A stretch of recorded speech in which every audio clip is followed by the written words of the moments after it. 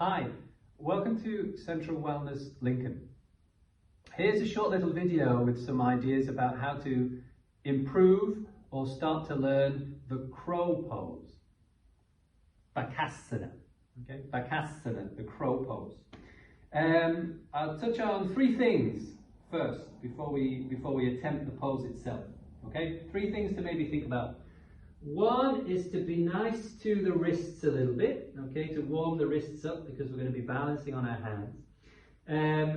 There's lots of ways you can do this, but maybe some simple ways would be just rocking the shoulders forwards and backwards and trying to get that feeling of pressing down into the hands, okay? A little bit side to side as well, or you can make some circles too. Okay, we need to take good care of the wrists. So make sure you do this thoroughly before you attempt arm balances. The second bit that might be really useful to us, and it comes out of the hands, comes out of that pressing down, is a rounding of the back. Okay, so you'll have done this many times, referring to it as the cat stretch. Well, you need a little bit of that. Okay, you need that ability to round the back a lot. And that action of pushing the hands down as if you're pushing the mat away from you. Now in a cat stretch you might tuck the chin into the chest, so let's not do that this time. Let's see if we can stay looking slightly in front, push and round the upper back.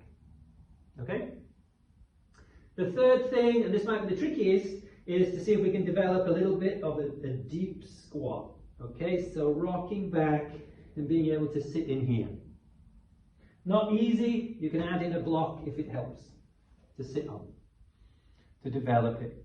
Okay, but eventually this ability to be able to squat deep, and really it's about having the legs in pretty close contact to the upper body.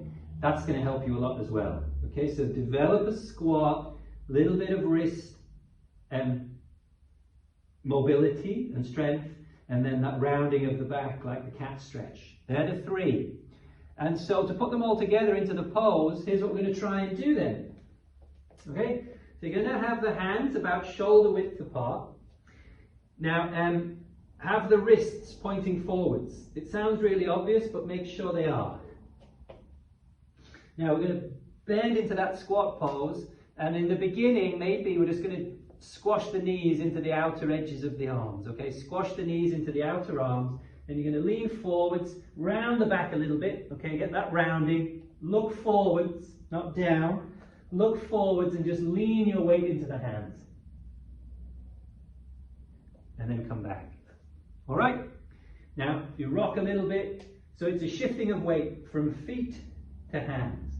Looking forwards. You can rock forwards and backwards. No problem.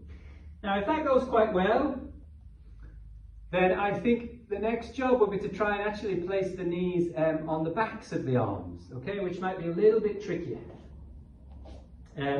So you're going to place the knee on this bit, tricep.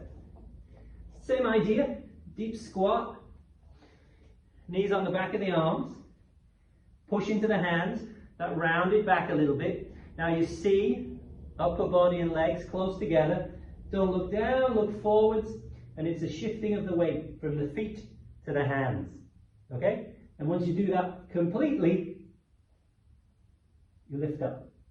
Okay? And the heels kick towards the bum, and you look forwards.